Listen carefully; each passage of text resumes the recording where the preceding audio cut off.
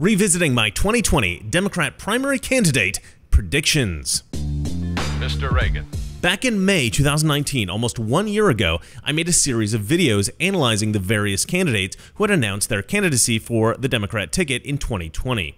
Throughout these videos, I occasionally made predictions about these candidates, and even when I didn't make a prediction, I certainly had a sense of the viability of each of them, which I think comes across in the analysis. So I thought it would be fun to revisit these predictions and see how accurate I was. So let's have a look at what I said about Bernie. Bernie Sanders. Ladies and gentlemen, we have a tradition. When people sit at the same table, when they finish it, the other side has to sing their own song. What do we got? I should say that according to the Russian that I'm currently colluding with, my girlfriend, dinner parties where the men dine shirtless is a common tradition in Russia, so this isn't that weird. Although she did mention that she finds it disgusting, just not abnormal. What is abnormal is that this video was taken in 1988. Russia was still the USSR, and this is where Bernie Sanders, as a sitting US senator, decided to go on his honeymoon. Sanders is generally thought to be more or less scandal-free. He's not involved in any sex scandals or insider trading. All right, let's pause for a moment. Obviously, I say here that Bernie Sanders is scandal-free, but since making this video almost a year ago, my superhero investigator, Dick Jackman, follow him on Twitter for dirt on all your favorite leftists, has uncovered some scandalous stuff about Bernie, which I will reveal in a video that should drop in a week or so. Basically, Bernie has been lying to his supporters for years. Also, there is another scandal that was exposed in Peter Schweizer's new book, Profiles in Corruption. Schweitzer revealed that Bernie has engaged in the same campaign fund scam as most of the other Democrats. You see, you're not allowed to pay yourself campaign funds as a politician. That money is supposed to go exclusively to getting the politician elected, nothing else. However, if you purchase advertising placement, this is called media buys, the person purchasing the ad placement can take 15%. And so sometimes these politicians will give that job to, say, their wife. And this is how politicians are sometimes able to pay themselves a chunk of their campaign contributions. This is what Bernie Sanders does. He uses his wife basically as a legal way to siphon off 15% of his campaign money to line his own personal coffers. There are a few other scandals with Bernie in the book, so I highly recommend buying it. Right now, I have to sell you something. Silver always seems to play second fiddle to gold. It's Jay to Silent Bob, it's Bing Crosby to Bob Hope. But like any double act, one feeds off the other. Silver is the straight guy to the more charming yellow metal. But its star shines just as bright. Noble Gold have seen their clients make over 14% on silver between December and January, and the curtain really hasn't opened on the year yet. In a recent interview, Megan H. said, "I've worked with Noble Gold to transfer 2 IRAs over to convert to precious metal investments. The Noble Gold system is systematic and efficient. Everything is handled for you after a couple of simple forms and phone conversations." And she's just one of hundreds of satisfied clients who have left incredible reviews. So if you're looking for a company that you can trust to look after your silver IRA or 401k investments, you can't go wrong with Noble Gold. Call them today at 877-646-5347 and let them take care of your retirement. All right, let's keep watching. He seems like a, though misguided, genuine, principled old guy. The problem, however, is that his principles are that of communism. This guy is a communist. That's the big Bernie Sanders scandal. What did you find that the people there needed most? Okay. And what is it that you propose that the city of Burlington now do? Okay. One aspect, what is going on in Nicaragua, and where and again, what has to be understood is the economic problems of Nicaragua are not unique in Central America or in the Third World. In fact, as poor as Nicaragua is, one of the nice things that I saw is that as a result of government policy, direct government policy in terms of the distribution of food, people are not hungry by and large. I think it's fair to say. It's funny, sometimes American journalists talk about how bad a country is because people are lining up for food. That's a good thing. In other countries, people don't line up for food. The rich get the food and the poor starve to death. In Nicaragua, people are not starving to death. They never learn. You may recall way back in, when was it, 1961, they invaded Cuba. And everybody was totally convinced that Castro was the worst guy in the world, that all the Cuban people were going to rise up in rebellion against Fidel Castro. They had forgot that he educated their kids, gave them health care, totally transformed the society. Just because Ronald Reagan dislikes these people does not mean to say that the people in their own nations feel the same way. So they expected this tremendous uprising in Cuba. It never came.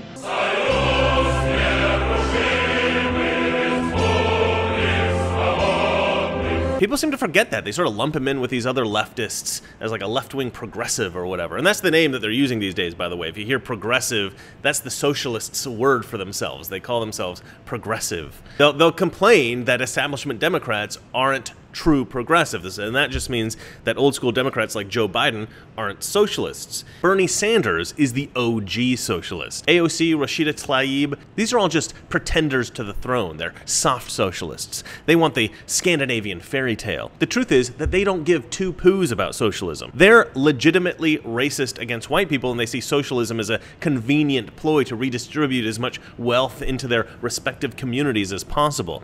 The Democratic platform is great about that. Environmentalists get a little, Black Lives Matter gets a little, LGBT gets a little, feminists get a little, unions get a little. You guys are going to vote for us, right? Okay, good, good. Hispanics get a little, Muslims get a little, illegal immigrants get a little. We'll go ahead and get you that citizenship real soon so you can vote for us too, all right? And for those who think I'm being too severe when I say these women are legitimately racist, I would respond by asking you to consider what it means to condemn an entire ethnic group, an entire gender, an entire religion. The left, and specifically the progressives, constantly rant on about how racist white people are, how sexist men are, how intolerant Christians are. They insist that negatively stereotyping any group is some great evil, and then they turn around and negatively stereotype everyone they don't like in every conceivable way. They are hypocrites of the highest order. Their passionate calls for wealth distribution are merely punishments for those they despise, compounded with a shameless power grab. It's the dirtiest kind of deceptive politics. But I don't think they want true socialism. In their mind, socialism is rich white men pay for the rest of us. Being a socialist is wonderful in a capitalist democracy. You can pretend to be some kind of hero fighting for the poor and the marginalized while never actually having to suffer the consequences of the depraved system to which you subscribe. But Sanders, the OG, is not a fake socialist like the rest of these guys. He's legit, and he's been a legit socialist since the USSR days. He just won't give it up. I guess that makes him legitimately too legit to quit. Bernie Sanders' net worth is $2 million. Certainly not the wealthiest dirtbag in Congress, but not the net worth of your typical communist. The net worth of the average Venezuelan is about zero, I think. The average income for Cuba is something like $200 per year. You, Bernie Sanders, are a terrible communist. You know what? I say send them all to Venezuela. Bernie, AOC, Omar, Tlaib, the real socialists, and the fake ones. Let them live in the socialist utopia for which they yearn. Now, Bernie has said many stupid things in his life, but my favorite has got to be the time that he got Wolf Blitzer confused with Jake Tapper in an interview. He just kept calling Wolf Blitzer Jake. Over and over and over again, even after Wolf Blitzer corrected him. We're going to Orlando next week. I'll tell you one of the issues that concerns me, Jake. That's where they're going. Isn't that good enough for you? No, what's good enough for me is it's not a game, Jake. This is whether or not we continue. That's what I'm trying to do. And when we do that, Jake, you're going to have a lot of enthusiasm. Wolf, I am sorry, Wolf. I'm looking at the side over there. Yeah, do you have confidence in the way Look, Jake, all I can tell you is... So you think they should go Jake, forward? You're asking me questions. What do I know? When I found this video on YouTube, one guy commented, quote, "Give this man the nuclear codes immediately." Somebody else wrote, "What makes this really hilarious is the screen behind him that says Wolf about 1,000 times." I'm sorry, I'm so professional. This guy kills me. There are a few good things about Bernie. Oh my gosh, I'm crying. There are a few good things about Bernie. As I said before, he's principled. I respect that. And he helped keep Hillary out of office in 2016. So you know what? Here's to you, Bernie. But I mean, he still is a communist, so. All right, now obviously I didn't provide a prediction here, but I do remember that at the time it looked to me like the progressive vote had been split in so many directions that Bernie was no longer viable. Bernie was old news. He'd had a good run in 2016, but that was ancient history. It looked to me like the Bernie Sanders train had derailed, and that the burning sensation felt by the Bernie bros had mostly mellowed into a mild itch. And despite Bernie's recent success, I actually stand by this analysis. I think Iowa and New Hampshire are a bit deceptive. I don't think that Bernie has the same momentum throughout the country as he did in 2016, but he has surprised me so far. I think the fact that he has been so successful in these first two races is hugely important. These successes will rejuvenate his base, cultivate the itch into a full-blown burn once again, and it'll give him a boost in every race to come. But I'm still a bit skeptical about his chances nationally. Despite being the candidate who is the most interesting, I just don't think that Bernie has enough supporters to win the nomination. It would be fun if he did, but I don't think it's going to happen. There's just no way that half the country is going to go along with the Green New Deal. There's just no way that half the country is going to be convinced to shatter the incredible momentum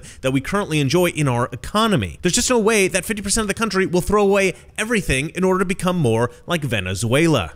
Reasonable Democrats know this, and not only will they not vote for Bernie, but even if they were willing to sacrifice their principles and vote for a communist, they wouldn't do it for a candidate who has no chance of beating Donald Trump. I actually think that of all the candidates, Bernie would be the second easiest for Trump to beat. Which candidate would be the easiest to beat? Well, you'll have to stay tuned to find out. Pete Buttigieg. Buttigieg is essentially the same guy as Beto, but gay. So the left loves him more. It's simple leftist math. Beto plus gay equals better, all right? Pete Buttigieg is, at the moment, the darling of the left. So hot right now. Why? I have a theory. He's got a great voice. And my hope is that same decency can be summoned from our communities in red states and blue states to change what's happening in the politics of our country before it's too late. Pete Buttigieg looks like a 12-year-old boy, but he's got the voice of a 50-year-old radio announcer. It's a strange contrast. Just like you're not free if you're unable to start a new business, because leaving your old job means losing your health care. Actually, he kind of looks like a ventriloquist dummy. Of all the candidates, Buttigieg is my absolute least favorite. I really find the guy insufferable. But there is something else about him that people should know, something particularly nefarious. Under his cherub-like features and the reassuring gravitas of his baritone voice, there is the heart and mind of a Marxist. Buttigieg's father was a strong advocate of Marxism. He was a preeminent scholar of Marxism, and he taught at Notre Dame. But Pete Buttigieg's primary focus seems to be his gayness. He parades it around like some kind of great banner, proving his divine right to run for president as a Democrat. Most of the policy stuff I've heard coming from Buttigieg has been vague and generic, and there's nothing in his policy prescriptions that makes him stand out. And for Democrats, that's fine. It's more important to them that he's gay. But I think the fact that his policies are vague and generic is highly deceptive. If his father's political ideas are any indication, Pete Buttigieg is dangerously radical left. Bernie and Elizabeth Warren and Kamala Harris are all bad, but at least they're honest about their radical ideas. Buttigieg is a radical masquerading as a moderate. If we vote for Bernie, we're goose-stepping down the road to Venezuela with our eyes wide open. If we vote in Buttigieg, we're inviting in a Marxist, ventriloquist dummy Trojan horse. Buttigieg claims some level of victimhood with his gayness, which is so disingenuous, it's disgusting. The guy is epically privileged, but the way he talks, you'd think that Mike Pence and his band of rogue evangelicals personally murdered his entire family. But we'll get into the Mike Pence thing later. I really hate that you need some kind of oppression credentials these days if you want to be considered a viable Democratic candidate for anything. Republicans care about principles and values. Democrats get excited if you're a woman or gay. It's ridiculous. Being gay for Pete Buttigieg was like finding the golden ticket.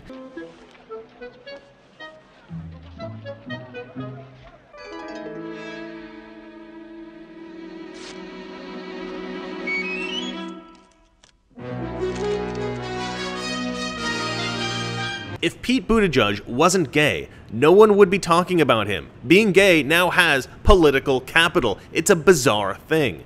Buttigieg also considers himself a Christian, which I think the left just loves because of the presumed contradiction. I've met a lot of gay Christians as I live in Los Angeles, and we've had Milo Yiannopoulos for years on the right, so it's not really as shocking to conservative sensibilities as I think the left would like it to be. Are we all just pretending that this gay dude doesn't have the word "but" in his name? I mean, I know this is childish, it's silly and it's immature, but this is the kind of thing that children giggle at. It's like the emperor's new clothes, except that instead of being a naked emperor, it's a gay dude with butt in his name. Buttigieg? Buttigieg? Buttigieg? How did he never change it? Changing his name should be very easy for him. He's a mayor. Just call the name change clerk at your office and have her take care of it. Be like, change my name to the least gay thing imaginable. something to do with like blue-collar, everyday guy stuff. Pete Manhole.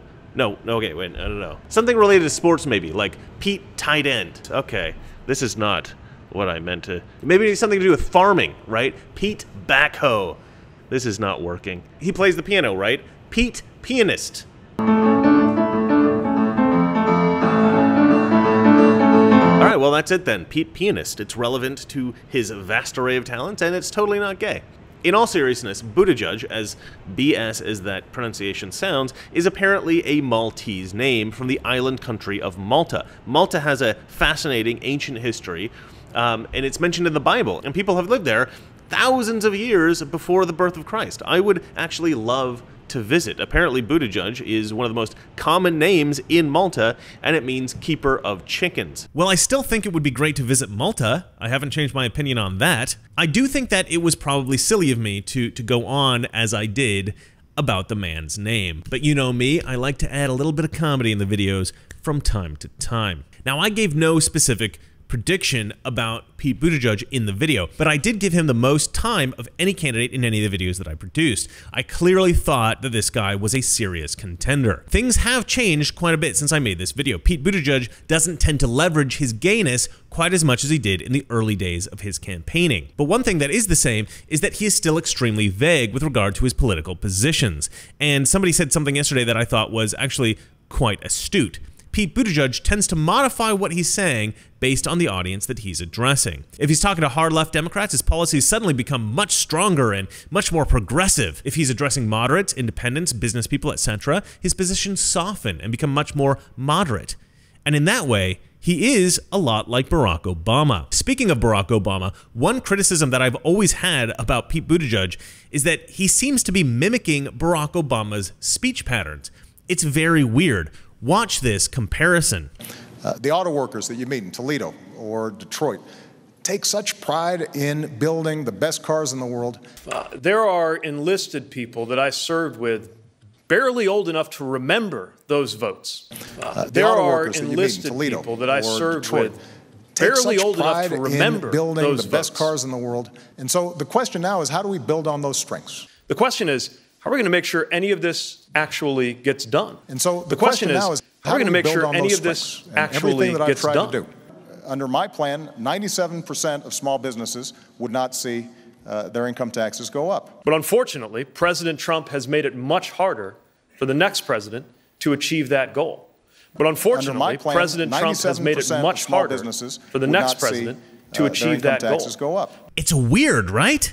Whatever. Anyway, it's obvious that Pete Buttigieg has replaced Joe Biden as the moderate frontrunner, but I stand by what I said in this video. Pete Buttigieg is not a moderate. Pete Buttigieg is a radical leftist pretending to be a moderate. He is a Marxist, ventriloquist dummy, Trojan horse. I actually have a good friend who is a big Pete Buttigieg fan, and every time I talk to her about it, it saddens me. I cannot figure out how to convince her that Pete Buttigieg is a terrible choice. He's just too good at appearing to be moderate, measured, even-tempered. Pete Buttigieg has the even-tempered, reasonable guy act down. And actually, I would say that his even-tempered nature is so consistent that it actually looks cultivated. A lot of people on the right have commented on this, and it's something I've been saying for a while. He doesn't seem entirely natural. It seems to me that he tries really hard to affect the appearance of being measured, and so he never really reveals his true self. His entire persona appears to me to be a deception, but he's just good enough at seeming natural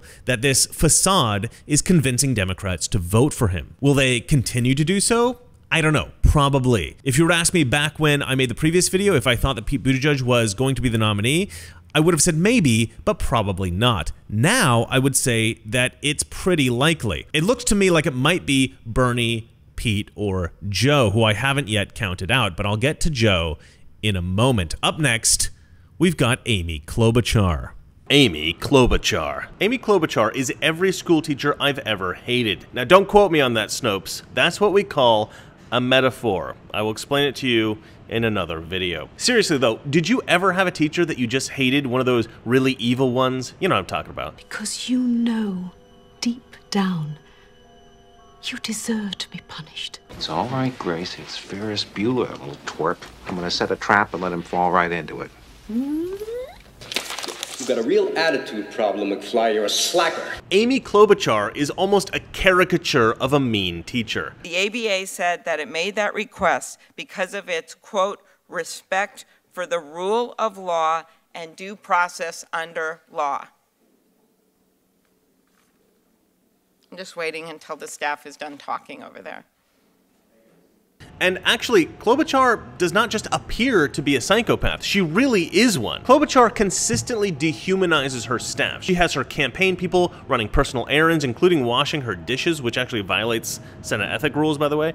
And she has even admitted to throwing things in the office. Wait, she dehumanizes people, she throws things at them, and she makes them wash her dishes.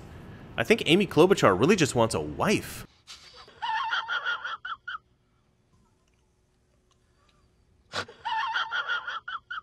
If that wasn't clear, that was a self-deprecating joke about sexism, suggesting that I'm unaware that dehumanizing, forcing to wash dishes, and throwing things at one's wife is inappropriate, and that joking about such things will only reinforce the stereotypes that conservatives are misogynist pigs. But for the record, I do realize these things, which is why making such a self-deprecating joke is funny. Apparently, Klobuchar is notorious for being the worst boss in Washington and had a lot of trouble finding a campaign manager because nobody was willing to work for her. That's a true story. Allow me to give you an example of angry Klobuchar's behavior. This was in the New York Times. One time, one of Klobuchar's staff forgot to bring a plastic fork onto a flight in which Klobuchar fancied a salad. For this infraction, the staff member was characteristically berated. Klobuchar then pulled a comb from her purse, devoured the salad, handed the staff member the comb, and snapped, "Clean it."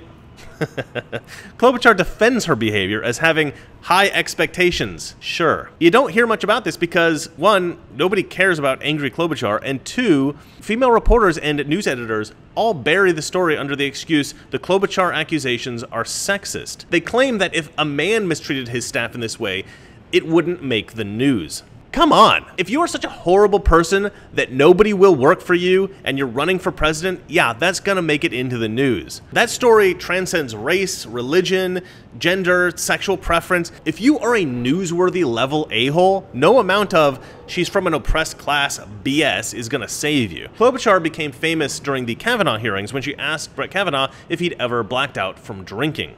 But the concern is about truthfulness. And in your written testimony, you said sometimes you had too many drinks. Was there ever a time when you drank so much that you couldn't remember what happened or part of what happened the night before? No, I remember what happened, and I think you've probably had beers, Senator, and so you're saying there's never been a case where you drank so much that you didn't remember what happened the night before or part of what happened? You're asking about, yeah, blackout. I don't know, have you? Could you answer the question, Judge? That's not happened. Is that your answer? Yeah, and I'm curious if you have.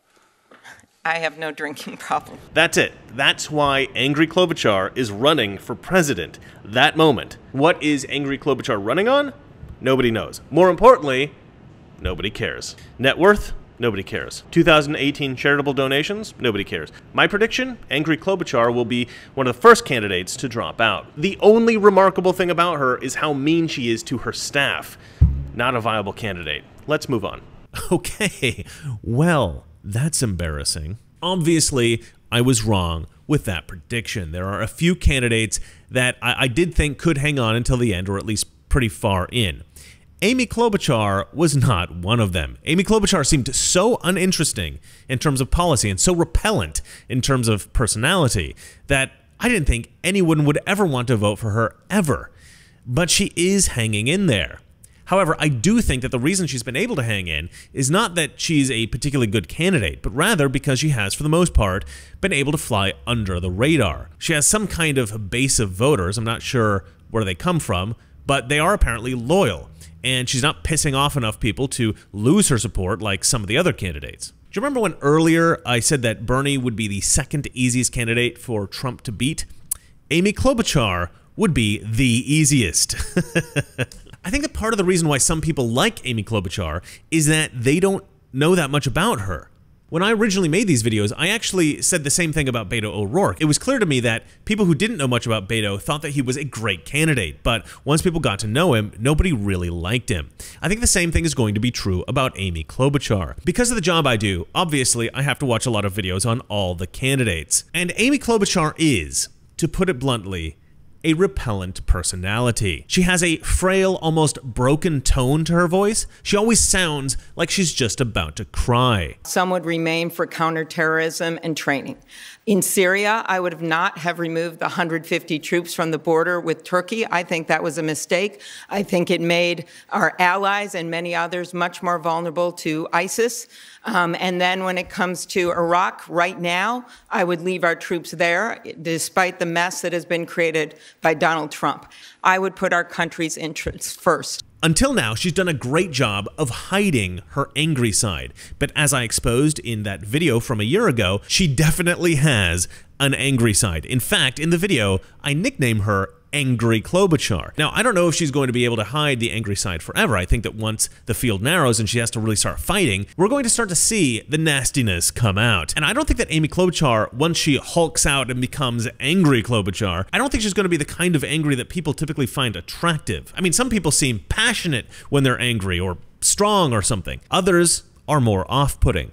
I think Amy Klobuchar is the latter. So although I was wrong about Amy Klobuchar ending her campaign early, and although she is showing signs of momentum coming out of New Hampshire, I don't think she's going to be getting the nomination. I think once people start becoming familiar with Amy Klobuchar, her support will quickly die off. I really hope Amy Klobuchar does not get the nomination, just so I don't look totally wrong yet again. Elizabeth Warren, aka Pocahontas. Elizabeth Warren is one of our more famous contestants here on Who Wants to Be a President. Warren famously claimed to be a Native American, for which Trump dubbed her Pocahontas, the most brilliant nickname he has yet bestowed upon a political rival. Pocahontas, they always want me to apologize for saying it. And I hereby, oh no, I want to apologize, I'll use tonight. Pocahontas, I apologize to you. I apologize. To you, I apologize.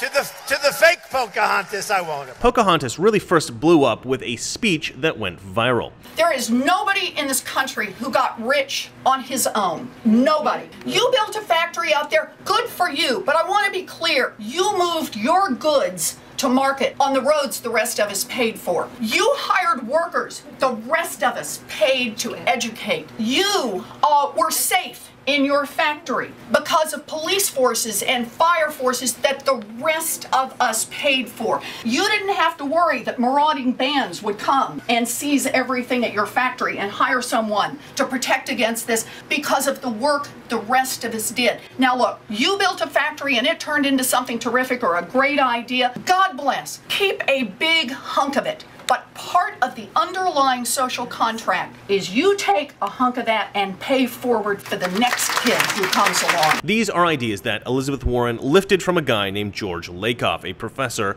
at Berkeley. Both Lakoff's ideas and Elizabeth Warren's reiteration are total bunk, because the premise of their argument, so lauded by the progressive masses, is based on a fundamental misrepresentation of tax collection. That is, that taxes are collected from the common man. No, taxes are not collected from the common man. The top 1% paid a greater share of individual income taxes than the bottom 90% combined. The top 50% of all taxpayers paid 97% of all total individual income taxes. Basically, rich people pay all the taxes in this country.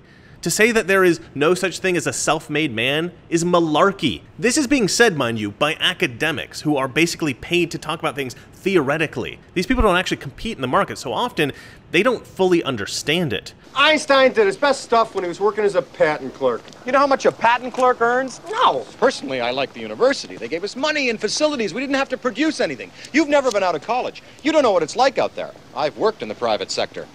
They expect results. Look, if you want to say that these business owners aren't self-made men because they are benefiting from the resources pooled by the federal government, fine. But that's not money that came from the lower classes. These millionaires aren't standing on the shoulders of the public. They're standing on the shoulders of other millionaires. Okay, if we're going to redistribute the wealth that they've generated appropriately, then we need to distribute it back to these other millionaires. And I don't think that's what Warren had in mind. But that's accurate. That's an accurate representation of how these businesses are facilitated by the public infrastructure. That's the real story. So Pocahontas' claim that the entrepreneurs of the world owe something to the public, the speech that first made her famous, it's total bunk. Her ethnic makeup is bunk, her political philosophy is bunk, and her relatable social media videos are bunk. I'm glad for everybody who's joining this video. It's great to hear from you. Hold on a sec. I'm going to get me a beer.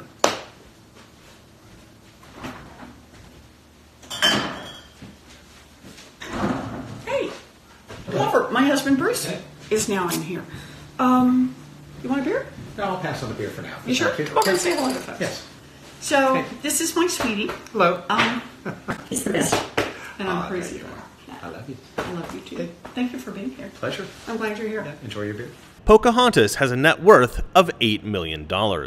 And I will 100% embrace socialism if she gives me half of that. Share the wealth, Pocahontas. I'm kidding, of course. I will never embrace socialism. I can't even say that as a joke. It bugs me so much. The stupidest thing that Elizabeth Warren has ever said, and yes, I know stupidest is not a word, but I like it anyway. You know what? I'll let Elizabeth Warren speak for herself. I still have a picture on my mantle at home. And my Aunt Bee has walked by that picture at least 1,000 times, remarked that her father, my papa, had high cheekbones like all of the Indians do. Hey, Jerry! Look what I got!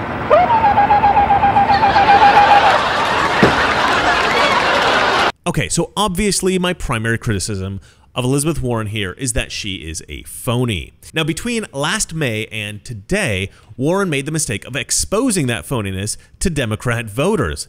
After revealing her insanely expensive plans for social programs in America, she refused to acknowledge that it would cost ordinary taxpayers more money in taxes. She just kept saying that your total costs will go down. And she was so dedicated to that angle that it started to look like she was trying to hide future tax hikes from voters. That seemed really deceitful. Will you raise taxes on the middle class to pay for it, yes or no? Costs will go down. Middle class taxes will go up, correct? Here's the commitment we need to make. It's a cost commitment. Do you worry? I don't mean to interrupt. Let's just go down the row here. Let me quickly, if you can. Things like if you like your doctor, you can keep your doctor. The American people took as you lied to us.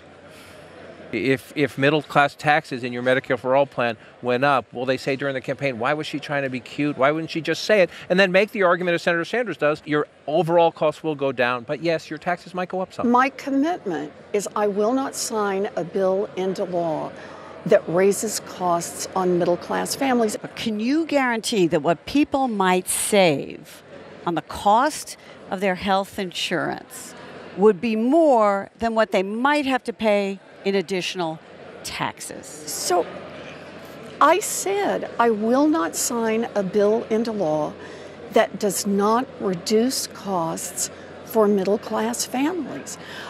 But what about the tax part of it? That's what I'm. I mean, if there's an equation here. You just heard it, and this is the point I'm trying to make, and I've made here. Families are dealing with costs. Right. Senator, on the question of costs for Medicare for All, you were asked about whether or not people's middle-class taxes would go up. You said their costs would go down, but can you address directly whether taxes like mine would go up under Medicare for All? I'll say it again. Out-of-pocket costs for middle-class families are going to go down. It's costs that matter. You keep being asked in the debates, how are you going to pay for it? Are you going to raise the middle-class taxes? Right. How are you going to pay for it? Are you going to raise the middle-class taxes? So here's how we're going to do this. Costs are going to go up for the wealthiest Americans, for big corporations. Taxes, what do you mean by cost? Yeah. Okay. And working middle-class families are going to see their costs go down. And but will their taxes go up? well, but here's the thing. No, but here's the thing. I've listened to these answers a few times before. How much are your costs going to go down? No, different question. How much will your taxes go up? No, it's how much are your costs? I have a Because it's different how question. much. I know that's the answer that you'd like to give, but No, will it your is the taxes go up? answer. Will The your question is your total cost. Okay, but there's no answer to the question will your taxes There go up? is an answer to the question about your costs. How about taxes? Because it's costs that matter to people. I'm not getting Bernie, on the other hand, just said, yeah, I'm going to raise your taxes. Totally. Yes, they will pay more in taxes, but less in health care for what they get. And that difference, Bernie's brutal honesty contrasted with Warren's deceit, shifted a huge amount of support from Warren to Bernie. In my May 2019 video, I also attacked the fundamental ideas behind her crazy left political philosophy.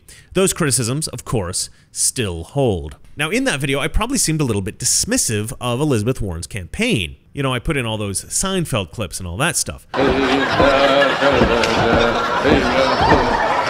And that's probably because I am dismissive of Elizabeth Warren's campaign. I don't think I ever really took Elizabeth Warren's campaign terribly seriously. Elizabeth Warren's ideas are just too similar to Bernie Sanders' ideas. But Bernie has two things going for him that Elizabeth Warren does not. First of all, Bernie Sanders is the OG socialist. And secondly, Bernie Sanders is genuine. Warren is phony. Now, if Elizabeth Warren were to add something new or interesting to the whole Bernie movement, I could see her stealing all of Bernie's supporters. But as it is, they're basically fighting for the heart of the progressive side of the Democrat Party, and all of that momentum is with Bernie. Now, Warren does still have some supporters. She did okay in Iowa, but considering Elizabeth Warren's lack of success in New Hampshire, I really don't see how she's going to improve impressively moving forward. I see a lot of speculation about Joe Biden and Bernie Sanders and Pete Buttigieg, but not a lot of people are talking about Elizabeth Warren. And I think that fact alone, the fact that nobody's really talking about her chances, well, that says a lot about her chances. This may be a little premature, but I actually think Elizabeth Warren's campaign might already be over. Joe Biden. Donald Trump has dubbed Joe Biden Sleepy Joe Biden. And to be honest, I don't think it's one of Trump's best. I didn't even think it was accurate when I first heard it, but then I saw Joe Biden's campaign video. Charlottesville, Virginia is home to the author of one of the great documents in human history. We know it by heart. We hold these truths to be self-evident, that all men are created equal, endowed by their Creator with certain inalienable rights. We've heard it so often, it's almost a cliche, but it's who we are. What? I'm awake. Am I filming? Crap. Joe Biden is much overrated by the polls. He's at the top, but he's got by far the most name recognition, and he's the only old school moderate with any name recognition at all. Once the debate starts, Biden will drop big time. I see him hanging in there until the end, though. It'll come down to him and whomever fights their way to the top of the pack. In the end, I believe it will be the other candidate. If it is Joe, the election is over. Trump wins. If it's anybody else, the Dems have a shot, but it's extremely thin. I think the only chance they've got, honestly, is Tulsi Gabbard. I really don't see anybody else going toe-to-toe with Trump. Elizabeth Warren could get some shots in, but she'd eventually get killed. Bernie is a communist, so he's got loyal superfans, but then there's just no way he's going to convince half the country to go the way of Venezuela. Biden is primarily running on the platform, I can beat Trump. That's it. It's a huge risk, actually, because there's nothing exciting about that. But the truth is, it's actually the only play that Biden has. He's such a boilerplate Democrat. There's nothing new or interesting for him to campaign on. When you look up establishment politician in the dictionary, there's actually a picture of Joe Biden. The risk is that one of the other 20 candidates excites the party. If they can excite the party about anything, they'll beat Joe. But don't underestimate the desperation on the left. They really want Trump out of office. And for the Dems, Biden seems like the safe bet. He's the comfortable one. He's the old sweater that you never throw out. And he's got the legacy of being Obama's vice president. He basks in the reflected glory of the left's favorite person ever. But there's a fatal flaw in the Biden platform. He can't beat Trump. Honestly, none of the candidates have a good shot at beating Trump. So yeah, I labeled Joe Biden the desperation vote. And I think that still applies to some degree. My main contention in the Biden analysis was that if no other candidate can excite the Democrats, people will just default to Joe. It doesn't actually look like that's happened in New Hampshire or in Iowa. Obviously, people have chosen to go with Bernie Sanders, and the moderates, it looks like, have gone with Buttigieg. So is Joe Biden out? Is his campaign completely dead?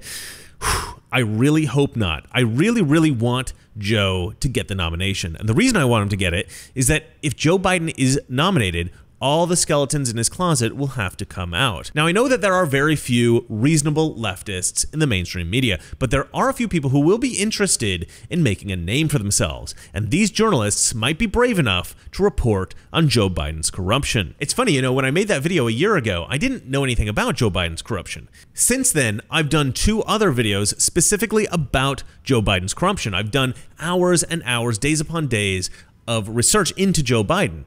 His corruption is incredible. The thing about that is, I don't think that's why he's losing these primaries. I don't think Democrats actually believe that Joe Biden is corrupt. Despite the impeachment of Donald Trump bringing this corruption to the attention of Democrat voters have a unique ability to completely ignore the corruption of Democrat politicians. They somehow have this magical ability to turn a blind eye to the lies of the media, the corruption of their own politicians, and the complete lack of logic within their own political philosophy. So the reason Joe is losing has nothing to do with his corruption. I think that Joe Biden is losing the primaries because he's just a terrible candidate. He's a very affable guy. However, he just fumbles so often. We choose unity over division. We choose science over fiction.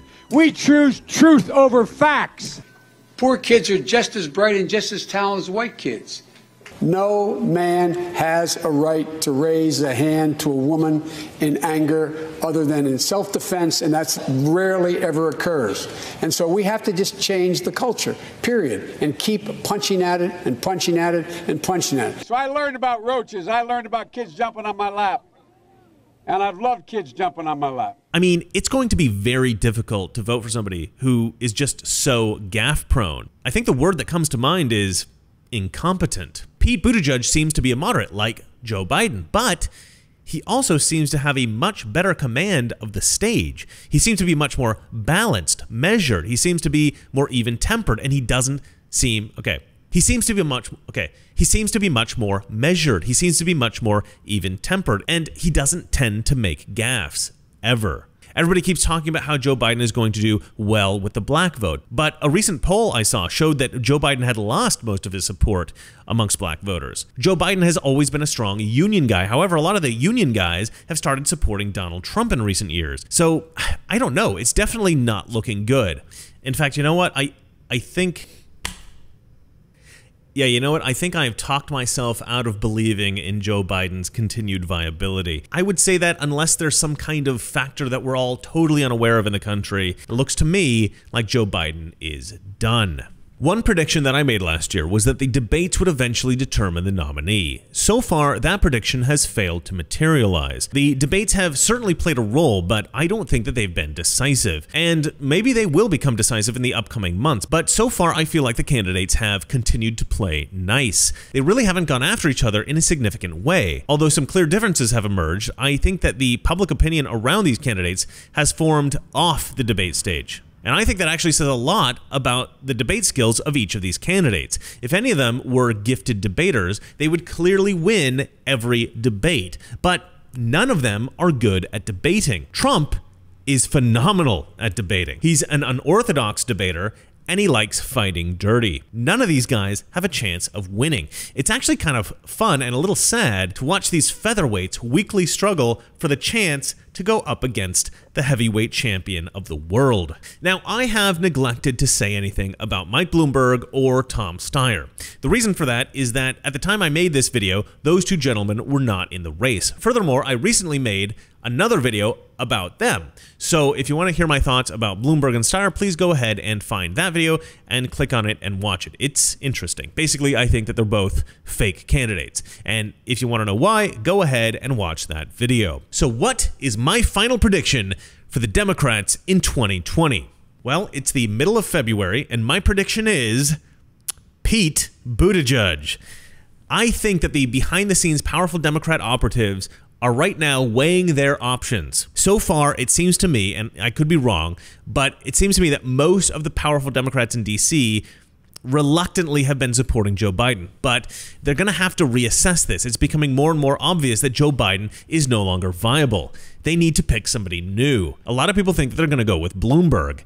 I don't think so. I think it's going to be Pete Buttigieg. I think Pete Buttigieg was very smart to copy the cadence of Barack Obama. I think that when people listen to Pete Buttigieg, they're reminded subconsciously of Barack Obama, and that is incredibly powerful. Leftists love Obama. They dream of having another Obama. Pete Buttigieg is not another Obama, but he's the only candidate that is not repellent.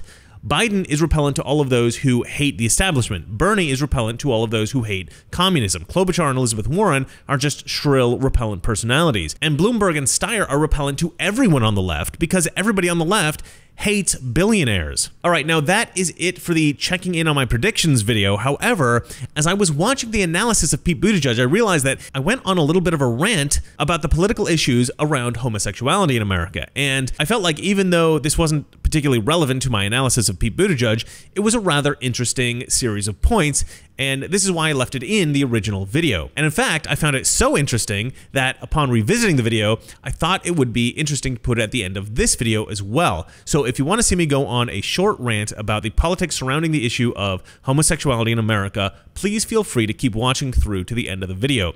But that's it for this section. And if you want to end the video now, I totally understand. No hard feelings. So without further ado, here are my views about the political issues surrounding homosexuality in America. If you do not accept Pete Buttigieg's personal set of ethics, you are a bad person.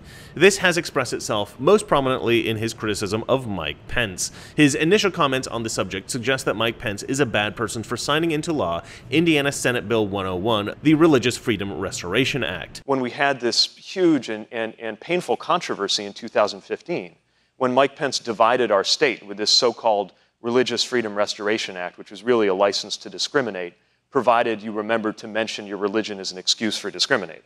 That's what that was. This was a hugely controversial bill in 2015 when it was signed, and it fixed Mike Pence as the sworn enemy of the LGBT community forever after.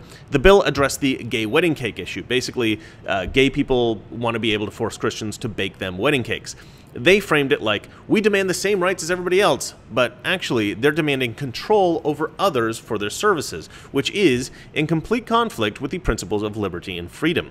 Personally, I think every business should be able to deny service to anyone for whatever reason they want. I think black people should be able to deny service to whites, Jews should be able to deny service to Christians, etc., etc., etc. And the reason that I think this is twofold. Firstly, how are we going to know which businesses are bigoted unless we allow them to be bigoted legally? Secondly, if we force everyone to serve anyone, then we put the force of law behind trolls. Okay, so let's say that we get a group together, and maybe somebody should do this as a kind of protest.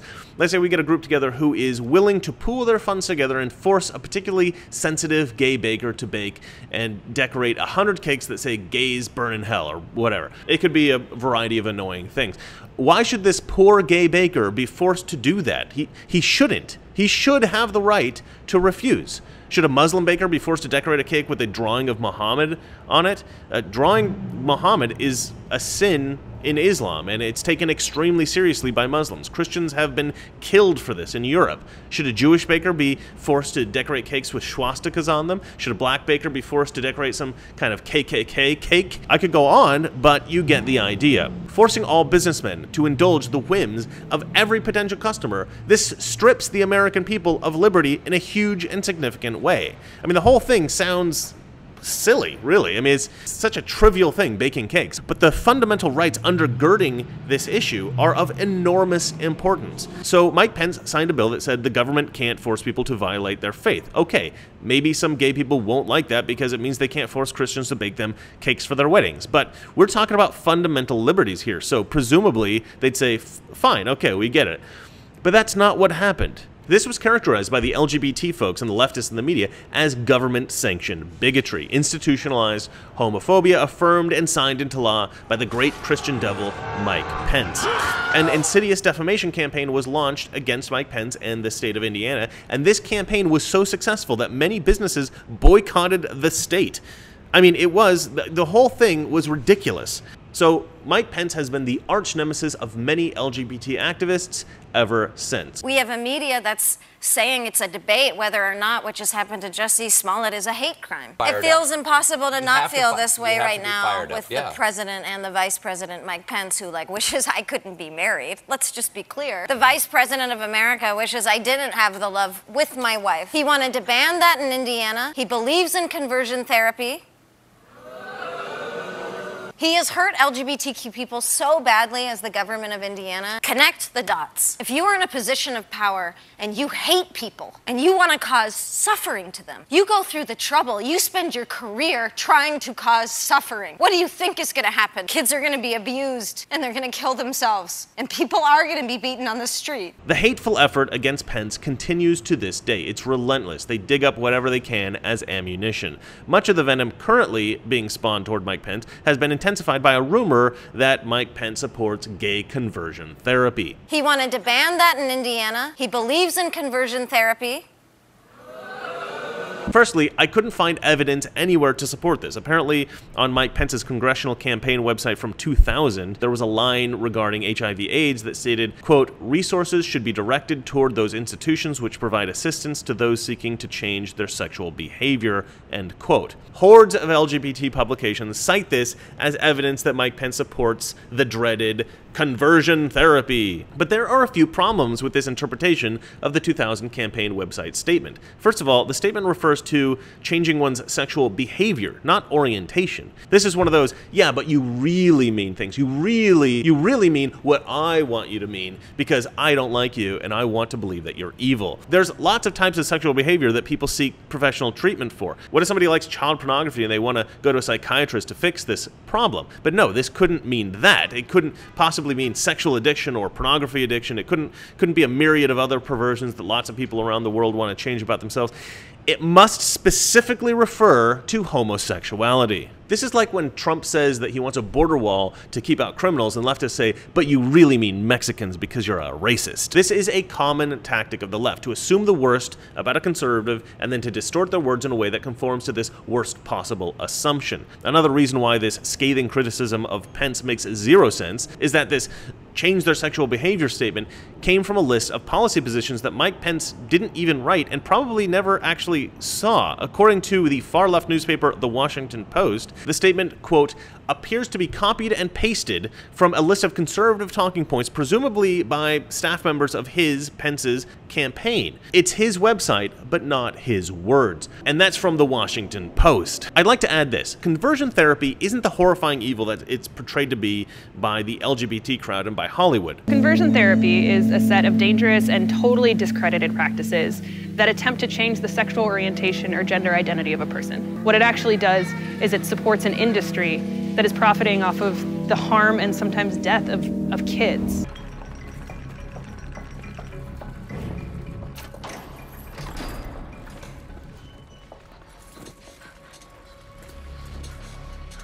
Oh, you poor child. There's nothing to be afraid of. Sister Woodhouse is going to help you. Yeah, she's going to rid you of all those naughty demons. The ones making you think such awful, unnatural thoughts. Tomorrow, the real work, the conversion begins.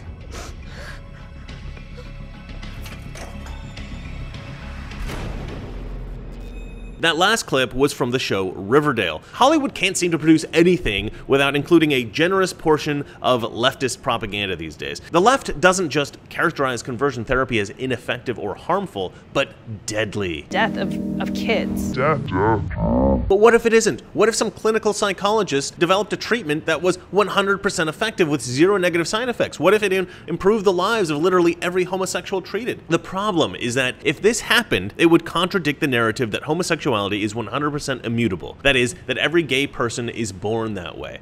Well, we know that that isn't true. I mean, come on, it's not just not true, it's an absurd idea. But in 2019, we are expected to either accept this absurdity as fact or just ignore the fact that it's obviously ridiculous and just go along with it, just pretend that we believe it. There are lots of atypical sexual behaviors. Are we to believe that every sexual proclivity of every person is always an inborn characteristic and not a choice? Lonely farmers out in the middle of nowhere are, what, attracted to sheep at birth? I mean, it's just stupid. In 1979, while serving time in prison for murder, Wilbert Rudeau wrote a series of articles called The Sexual Jungle, which revealed that men in prison rape other men as a kind of primal expression of power. Now, this is a choice that these men make. This is not some inborn sexual preference expressing itself. These guys would prefer to be with women, but there are no women in men's prisons, so they go after the smallest, youngest guys. This is a choice. And this is 100% accepted psychology among those who research this kind of thing, as far as I know. You can correct me in the comments if I'm wrong about that. So if some homosexuality is a choice, is all homosexuality a choice?